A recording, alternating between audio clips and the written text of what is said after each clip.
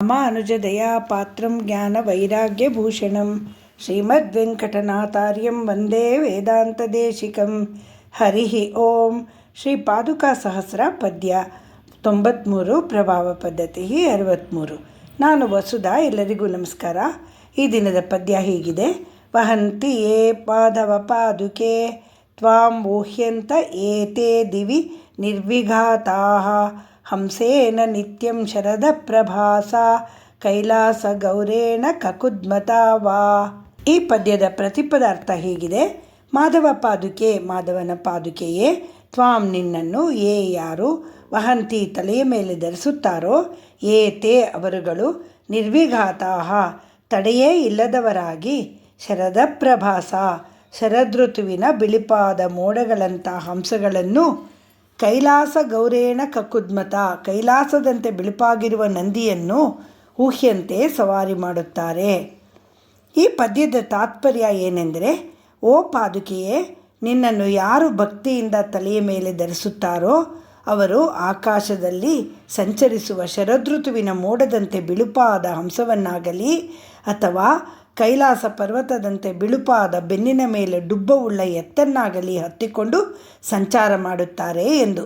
ಅಂದರೆ ಭಕ್ತರು ಪಾದುಕೆಯನ್ನು ಆಶ್ರಯಿಸಿದರೆ ಅವರವರ ಇಚ್ಛೆಯಂತೆ ಚತುರ್ಮುಖನ ಬ್ರಹ್ಮಲೋಕವನ್ನಾಗಲಿ ಶಿವಲೋಕವನ್ನಾಗಲಿ ಪಡೆಯುತ್ತಾರೆ ಎಂದು.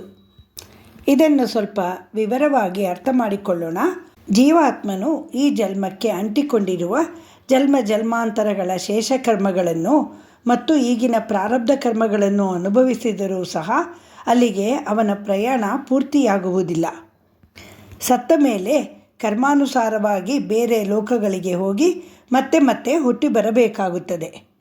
ವೈಕುಂಠ ಒಂದನ್ನು ಬಿಟ್ಟು ಬ್ರಹ್ಮಲೋಕ ಮೊದಲ್ಗೊಂಡು 14 ಲೋಕಗಳೇ ಮತ್ತೆ ಮತ್ತೆ ಹುಟ್ಟುತ್ತಾ ಸಾಯುತ್ತಾ ಇರುವಾಗ ಇನ್ನು ಸಾಮಾನ್ಯ ಮನುಷ್ಯ ಜೀವಿಗಳ ಪಾಡೇನೋ?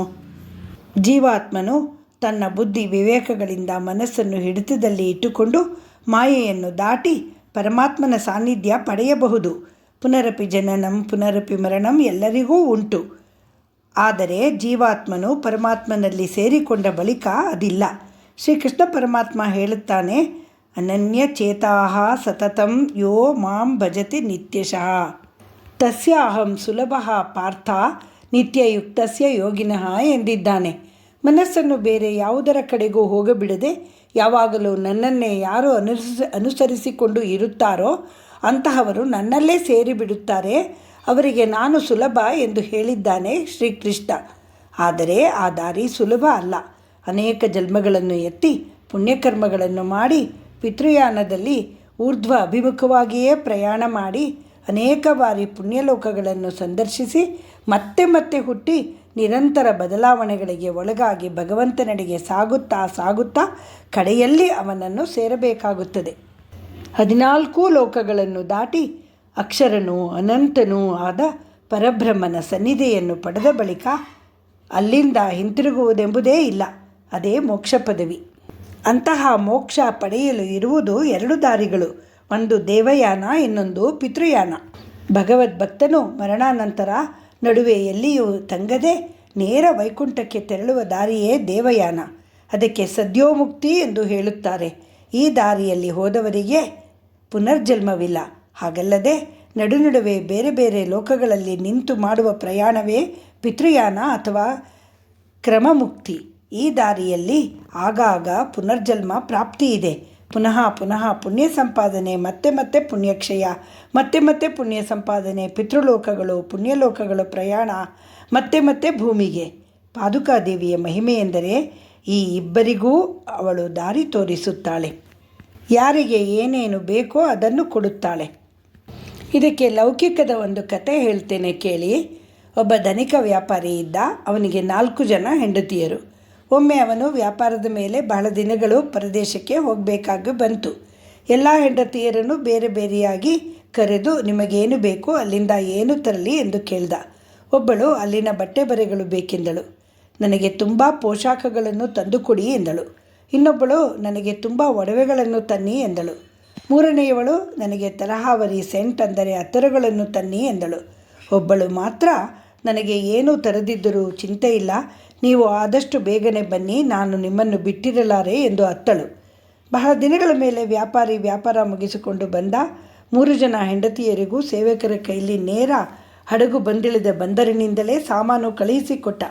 ನಂತರ ತಾನು ಮಾತ್ರ ತನ್ನನ್ನೇ ಬಯಸಿದ ಪತ್ನಿಯ ಮನೆಗೆ ಹೋಗಿ ಅಲ್ಲಿಯೇ ಇದ್ದು ಬಿಟ್ಟ. ಉಳಿದ ಹೆಂಡತಿಯರಿಗೆ ವಸ್ತುಗಳ ಅಮಲು ಇಳಿದಾಗ ಗಂಡ ಬಂದೇ ಇಲ್ಲ ಎಂಬ ಅರಿವಾಗಿತ್ತು. ನ್ಯಾಯಾಧೀಶನ ಬಳಿ ದೂರು ನೀಡಿದರು, ಗಂಡ ಅವಳೊಬ್ಬಳ ಮನೆಯಲ್ಲೇ ಇದ್ದಾನೆ ಎಂದು. ನ್ಯಾಯಾಧೀಶರು ವ್ಯಾಪಾರಿಯನ್ನು ಕರೆಸಿ ಕೇಳಿದಾಗ ಅವನು ಯಾರ್ಯಾರು ಏನೇನು ಕೇಳಿದರೋ ಆ ಪದಾರ್ಥಗಳನ್ನು ಕೊಟ್ಟಿದ್ದೇನೆ. ನನ್ನ ಈ ಹೆಂಡತಿ ನನ್ನನ್ನೇ ಕೇಳಿದಳು, ನಾನಿಲ್ಲದೆ ಅವಳಿಗೆ ಜೀವ ಇರುವುದಿಲ್ಲ ಎಂದಳು ಅತ್ತಳು. ಆದ್ದರಿಂದ ಅವಳ ಜೊತೆಯಲ್ಲೇ ಇದ್ದೇನೆ ಎಂದನು. ಹಾಗೆ ಪಾದುಕಾದೇವಿಯು ತನ್ನ ಭಕ್ತರಲ್ಲಿ ಯಾರಿಗೆ ಏನು ಬೇಕೋ ಅದನ್ನು ನೀಡುತ್ತಾಳೆ ಎಂದಿದ್ದಾರೆ ಶ್ರೀ ವೇದಾಂತ ದೇಶಿಕರು. ಬದುಕಿರುವಾಗಲೇ ಮೋಕ್ಷ ಪಡೆಯುವವರು ಅತ್ಯಂತ ವಿರಳ. ಅಂತಹವರನ್ನು ಜೀವನ್ಮುಕ್ತರೆನ್ನುತ್ತಾರೆ. ಇಲ್ಲಿದ್ದು ಅಲ್ಲಿಗೆ ಸೇರಿದವರು ಶುಕ ವಾಮದೇವಾದಿ ಮಹರ್ಷಿಗಳಂತಹವರು. ಇನ್ನು ಉಳಿದ ಸಾಧಕರು ಕಾಮಕ್ರೋಧ ರಹಿತರಾಗಿ ಅಹಂಕಾರ ಮಮಕಾರಗಳನ್ನು ಬಿಟ್ಟವರಾಗಿ ಪರಬ್ರಹ್ಮ ನಿಷ್ಠರಾಗಿ ಮರಣದ ನಂತರ ಮೋಕ್ಷ ಪಡೆಯುತ್ತಾರೆ. ಅದು ಕಷ್ಟವೇ. ಇಂದ್ರಿಯಗಳನ್ನು ಹತೋಟಿಯಲ್ಲಿಟ್ಟುಕೊಂಡು ಮನೋನಿಗ್ರಹಗೊಳಿಸಿ ಕಾಮಕ್ರೋಧಗಳನ್ನು ಗೆದ್ದು ಅಹಂಕಾರ ಮಮಕಾರಗಳನ್ನು ಕರಗಿಸಿ ಭಗವಂತನನ್ನು ಸೇರಬೇಕೆಂದರೆ ಎಷ್ಟು ಜನ್ಮಗಳೆತ್ತಬೇಕೋ. ಶ್ರೀ ವೇದಾಂತ ದೇಶಿಕರು ಹೇಳುತ್ತಾರೆ, ಯಾರು ಭಕ್ತಿಯಿಂದ ಪಾದುಕೆಯನ್ನು ತಲೆಯ ಮೇಲೆ ಧರಿಸುತ್ತಾರೋ ಅವರು ಬಿಳುಪಾದ ಹಂಸವನ್ನೇರಿ ಬ್ರಹ್ಮಲೋಕವನ್ನೋ, ಕೈಲಾಸದಂತೆ ಬಿಳುಪಾದ ನಂದಿಯನ್ನೇರಿ ಶಿವಸಾನ್ನಿಧ್ಯವನ್ನೋ ಪಡೆಯಬಹುದು. ಅಥವಾ ಪುಣ್ಯ ಫಲದಿಂದ ಬ್ರಹ್ಮನೋ ಶಿವನೋ ಆಗಿಬಿಡಬಹುದು ಎಂದು. ಪಾದುಕೆಯನ್ನು ಆಶ್ರಯಿಸಿದರೆ ಪರಬ್ರಹ್ಮನ ಸನ್ನಿಧಿಯನ್ನೇ ಪಡೆಯಬಹುದು, ವೈಕುಂಠವನ್ನೇ ಸೇರಬಹುದು. ಅಂತಹುದರಲ್ಲಿ ಜೀವಾತ್ಮನು ಅಪೇಕ್ಷೆ ಪಟ್ಟರೆ ಬ್ರಹ್ಮ ಪದವಿಯನ್ನೋ ಶಿವಪದವಿಯನ್ನೋ ಪಡೆಯುವುದು ಅಸಾಧ್ಯವಲ್ಲ. ಬ್ರಹ್ಮಲೋಕ ಶಿವಲೋಕಗಳಂತಹ ಪುಣ್ಯಭೂಮಿಗಳನ್ನು ಪಡೆಯಬಹುದು. ಅತ್ಯಂತ ಶ್ರೇಷ್ಠರಾದ ಬ್ರಹ್ಮ ರುದ್ರರ ಪದವಿಗಳನ್ನೂ ಪಡೆಯಬಹುದು. ಪಾದುಕಾದೇವಿಯ ಅನುಗ್ರಹದಿಂದ ಎಲ್ಲವೂ ಸಾಧ್ಯ ಎನ್ನುತ್ತಾರೆ ವೇದಾಂತ ದೇಶಿಕರು. ಶ್ರೀ ವೇದಾಂತ ದೇಶಿಕರು ಮೋಕ್ಷ ಹೊಂದುವ ದಾರಿ ತೋರಿಸದೆ ಪರಮಾತ್ಮ ಶ್ರೀಮನ್ನಾರಾಯಣನ ಆವಾಸ ಸ್ಥಾನ ಕೊಡುತ್ತಾಳೆ ಎನ್ನದೆ ಬ್ರಹ್ಮ ಪದವಿ ಶಿವಪದವಿ ಎಂದು ಮತ್ತೆ ಮತ್ತೆ ಬರುವ ಹೋಗುವ ದಾರಿ ಪಾದುಕಾದೇವಿ ಅನುಗ್ರಹಿಸುತ್ತಾಳೆ ಎಂದು ಏಕೆ ಹೇಳಿದ್ದಾರೆ ಎಂದು ನಾವು ಸ್ವಲ್ಪ ಯೋಚಿಸಬೇಕಾಗುತ್ತದೆ. ಒಬ್ಬ ಮಹಾಜ್ಞಾನಿಯಾದ ಗುರುವಿನ ಬಳಿಗೆ ವಿದ್ಯೆ ಕಲಿಯುವ ಆಸೆಯಿಂದ ಅನೇಕ ಶಿಷ್ಯರು ಬರುತ್ತಾರೆ. ಕಲಿಯುವುದು ಮುಗಿದ ಮೇಲೆ ಅವರುಗಳು ಗುರುವಿನಿಂದ ತೆಗೆದುಕೊಂಡು ಹೋಗುವ ವಿದ್ಯೆ ಸಮನಾಗಿರುವುದಿಲ್ಲ. ಗುರುವು ಭೇದ ಮಾಡದೆ ಎಲ್ಲ ಶಿಷ್ಯರಿಗೂ ಒಂದೇ ತರಹ ಹೇಳಿಕೊಟ್ಟಿದ್ದರೂ ಶಿಷ್ಯರಲ್ಲಿ ಕೆಲವರು ಬರೀ ಪಾಸಾದರೆ, ಕೆಲವರು ಸೆಕೆಂಡ್ ಕ್ಲಾಸ್ ಮತ್ತು ಕೆಲವರು ಫಸ್ಟ್ ಕ್ಲಾಸ್. ಆದರೆ ಕೆಲವೇ ಜನ ರ್ಯಾಂಕ್ ಹಾಗೂ ಒಬ್ಬನೇ ಒಬ್ಬ ಫಸ್ಟ್ ರ್ಯಾಂಕ್. ಅದು ಶಿಷ್ಯರ ಬುದ್ಧಿಮಟ್ಟಕ್ಕೆ ಅವಲಂಬಿತವಾಗಿರುತ್ತದೆ. ಪಾದುಕಾದೇವಿಯನ್ನು ಆಶ್ರಯಿಸಿ ಅವಳನ್ನು ತಲೆಯಲ್ಲಿ ಧರಿಸಿದವರಿಗೆ, ಅಂದರೆ ಗೌರವಿಸಿದವರಿಗೆ ಎಲ್ಲರಿಗೂ ಒಳ್ಳೆಯದೇ ಆಗಿರುತ್ತದೆ. ಎಲ್ಲರಿಗೂ ಮರಣಾನಂತರ ಉತ್ತಮ ಲೋಕಗಳೇ ದೊರೆತರೂ ಎಲ್ಲರಿಗೂ ಒಮ್ಮೆಗೆ ಮೋಕ್ಷ ಸಿಗುವುದಿಲ್ಲ. ಅವರವರ ಅರ್ಹತೆಗೆ ತಕ್ಕಂತೆ ಅವರವರು ಪುಣ್ಯಲೋಕಗಳನ್ನು ಪಡೆಯುವುದು. ಆದರೆ ಪಾದುಕಾದೇವಿಯಾದರೋ ಬ್ರಹ್ಮ ಶಿವಲೋಕಗಳನ್ನು ಗಳಿಸಿದವರನ್ನು ಮತ್ತೆ ಮೇಲೆತ್ತಿ ಹಂತ ಹಂತವಾಗಿ ವೈಕುಂಠಕ್ಕೆ ತಲುಪಿಸುತ್ತಾಳೆ ಎಂದು ಶ್ರೀ ವೇದಾಂತ ದೇಶಿಕರು ಇಲ್ಲಿ ಸೂಚ್ಯವಾಗಿ ತಿಳಿಸಿದ್ದಾರೆ. ಇದಕ್ಕೂ ಒಂದು ಕತೆ ಹೇಳ್ತೇನೆ ಕೇಳಿ. ಒಬ್ಬ ಧನಿಕ ಪ್ರತಿದಿನ ದೇವಸ್ಥಾನಕ್ಕೆ ಬರುತ್ತಾನೆ. ಅಲ್ಲಿ ಹೊರಗಡೆ ಕುಳಿತಿರುತ್ತಿದ್ದ 2 ಭಿಕ್ಷುಕರಿಗೆ ಊಟಕ್ಕೆಂದು ದಿನವೂ 2 ರೂಪಾಯಿಗಳನ್ನು ಕೊಟ್ಟು ಹೋಗುತ್ತಿರುತ್ತಾನೆ. ಒಂದು ಸರ್ತಿ ವ್ಯಾಪಾರದ ಮೇಲೆ ಅವನು 3-4 ತಿಂಗಳುಗಳ ಕಾಲ ಬೇರೆ ಊರಿಗೆ ಹೋಗಬೇಕಾಗಿ ಬರುತ್ತೆ. ಹೋಗುವಾಗ 2 ಭಿಕ್ಷುಕರ ಬಳಿಯೂ ತಲಾ 200 ರೂಪಾಯಿಗಳನ್ನು ಕೊಟ್ಟು, ನಾನು ಬರುವ ತನಕ ನಿಮಗೆ ಊಟಕ್ಕೆ ಇಟ್ಟುಕೊಳ್ಳಿ ಎಂದು ಹೇಳಿ ಹೋಗುತ್ತಾನೆ. ಒಂದು 6 ತಿಂಗಳು ಕಳೆದ ನಂತರ ಮತ್ತೆ ದೇವಸ್ಥಾನಕ್ಕೆ ಬಂದಾಗ ಅಲ್ಲಿ ಒಬ್ಬನೇ ಭಿಕ್ಷುಕ ಇದ್ದಾನೆ. ಅವನು ಮೊದಲಿಗಿಂತ ನಿತ್ರಾಣವಾಗಿರುತ್ತಾನೆ. ಆ ಭಿಕ್ಷುಕ ಹೇಳುತ್ತಾನೆ, ನೀವು ಕೊಟ್ಟ 200 ರೂಪಾಯಿಗಳು 100 ದಿನಗಳಲ್ಲಿ ಮುಗಿದು ಹೋಯಿತು. ನಂತರ ಇಲ್ಲಿಯೇ ತನಕ ನನಗೆ ಸರಿಯಾದ ಊಟವೇ ಸಿಗುತ್ತಿರಲಿಲ್ಲ ಎಂದು. ಇನ್ನು ನಾನು ಬಂದಿದ್ದೇನಲ್ಲ, ನೀವು ಉಪವಾಸ ಇರುವುದು ಬೇಡ, ದಿನವೂ ಕೊಡುತ್ತೇನೆ ಎಂದನು ಧನಿಕ. ಅಷ್ಟರಲ್ಲಿ ಅಲ್ಲಿಗೆ ಒಬ್ಬ ಚೆನ್ನಾಗಿ ಬಟ್ಟೆ ಹಾಕಿದವ ಒಬ್ಬ ಬಂದ. ನೋಡಿದರೆ ಅವನು ಮೊದಲು ಇಲ್ಲಿರುತ್ತಿದ್ದ ಇನ್ನೊಬ್ಬ ಭಿಕ್ಷುಕನೇ. ಅವನು ಧನಿಕನಿಗೆ ನಮಸ್ಕರಿಸಿ, ನಿಮ್ಮ ದಯೆಯಿಂದ ನಾನೀಗ ಜೀವನದಲ್ಲಿ ನೆಮ್ಮದಿಯಿಂದ ಇದ್ದೇನೆ. ನೀವು ಆ ದಿನ ಹಣ ಕೊಟ್ಟರಲ್ಲ, ಹೋಗಿ ಒಂದಷ್ಟು ಹೂವು ದಾರ ತಂದೆ. ಹೂ ಕಟ್ಟಿ ಮಾರಿದೆ. ದಿನವೂ ಅದನ್ನೇ ಮಾಡಿ ಒಂದಿಷ್ಟು ಹಣ ಕೂಡಿಸಿಕೊಂಡೆ. ಈಗ ಇಲ್ಲೇ ಒಂದು ಪುಟ್ಟ ಗೂಡಂಗಡಿ ಮಾಡಿಕೊಂಡು ಹಣ್ಣು, ಕಾಯಿ, ಕರ್ಪೂರ, ಹೂವು ಎಲ್ಲ ವ್ಯಾಪಾರ ಮಾಡುತ್ತಿದ್ದೇನೆ. ನೀವು ಕೊಟ್ಟ 200 ರೂಪಾಯಿ ಮೂಲಧನವಾಗಿ ನನ್ನ ಜೀವನ ಸುಧಾರಿಸಿತು. ನಾನು ಒಬ್ಬ ಚಿಕ್ಕ ವ್ಯಾಪಾರಿಯಾಗಿ ಒಳ್ಳೆಯ ಜೀವನ ನಡೆಸುತ್ತಿದ್ದೇನೆ ಎಂದನು. ಈ ಧನಿಕನ ಹಾಗೆ ಭಗವಂತನು ಕರುಣಾಮಯಿ. ತಾರತಮ್ಯ ಮಾಡದೆ ನಮಗೆಲ್ಲರಿಗೂ ಸಮನಾಗಿ ನೀಡುತ್ತಾನೆ. ಆದರೆ ನಮಗೆ ದೊರಕುವುದು ನಮ್ಮ ಸಾಮರ್ಥ್ಯಕ್ಕೆ ಅನುಸಾರವಾಗಿ ಅಲ್ಲವೇ?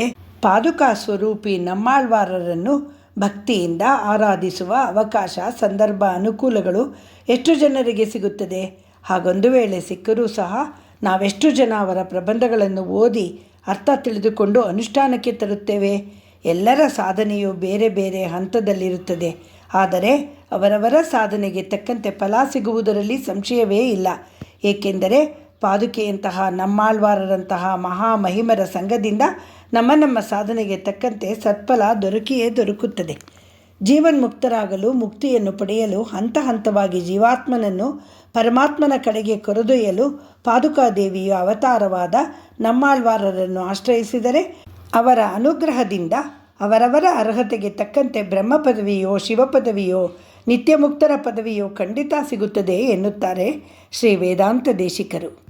ಇನ್ನೂ ವಿವರವಾಗಿ ಹೇಳಬೇಕೆಂದರೆ, ಪಿತೃಯಾನದಲ್ಲಿ ಹೋಗುವವರನ್ನು ಹಂತ ಹಂತವಾಗಿ ಮೇಲೆತ್ತಿ ಮೋಕ್ಷ ದೊರಕಿಸಿಕೊಡುತ್ತಾಳೆ ಪಾದುಕಾದೇವಿ. ಪಿತೃಯಾನವೆಂದರೆ ಉತ್ತಮ ಜನ್ಮಗಳ ಮಾರ್ಗ, ಸತ್ಕುಟುಂಬ, ಸತ್ಸಂಪತ್ತು, ಸತ್ಕರ್ಮ, ಸತ್ಪ್ರಜೆ, ಸದ್ಭೋಗ, ಹೀಗೆ ಇವು ಪುಣ್ಯ ಲಕ್ಷಣಗಳಿಂದ ಕೂಡಿರುತ್ತದೆ. ಯಾವುದೋ ಕಾರಣದಿಂದ ಈ ಜನ್ಮದಲ್ಲೇ ವೈಕುಂಠವನ್ನು ಪಡೆಯಲಾಗದಿದ್ದರೂ, ಯಾವುದೋ ಕಾರಣಗಳಿಂದ ಅನೇಕ ಜನ್ಮಗಳನ್ನೆತ್ತಬೇಕಾಗಿ ಬಂದರೂ ಪಾದುಕೆಯ ಕೃಪೆಯಿಂದ ಅವನು ಮತ್ತೆ ಅಧೋಲೋಕಕ್ಕೆ ತೆರಳದೆ ಊರ್ಧ್ವಲೋಕಗಳಿಗೆ ತೆರಳುತ್ತಾನೆ. ಮೆಟ್ಟಲು ಮೆಟ್ಟಲಾಗಿ 14 ಲೋಕಗಳನ್ನು ದಾಟಿ ಅದರಾಚೆಯ ಹಿಂತಿರುಗಿ ಬರಲಾರದ ವೈಕುಂಠ ಸೇರಿ ಅಮರನಾಗುತ್ತಾನೆ. ಪಿತೃಯಾನವು ಮುಕ್ತಿ ಮಾರ್ಗವೇ. ಅದನ್ನು ಹೀನವೆಂದಾಗಲಿ ಭಯಂಕರವೆಂದಾಗಲಿ ತಿಳಿಯಬೇಕಾದುದಿಲ್ಲ. ಆದುದರಿಂದಲೇ ವೇದಾಂತ ದೇಶಿಕರು ಎಷ್ಟೋ ಜನಕ್ಕೆ ಒಮ್ಮೆಗೆ ಮೋಕ್ಷ ಪದವಿ ಪಡೆಯಲಾಗುವುದಿಲ್ಲ. ಆದರೆ ತನ್ನನ್ನು ಆಶ್ರಯಿಸಿದವರಿಗೆ ಅವರವರ ಇಚ್ಛೆಯಂತೆ ಬ್ರಹ್ಮಲೋಕ, ಶಿವಲೋಕಗಳಂಥ ಪುಣ್ಯಲೋಕಗಳನ್ನೇ ನೀಡುತ್ತಾಳೆ ಪಾದುಕಾದೇವಿ ಎಂದು ಹೇಳಿದ್ದಾರೆ. ಶ್ರೀರಂಗಮಣಿ ಪಾದುಕಾಭ್ಯಾಂ ನಮಃ.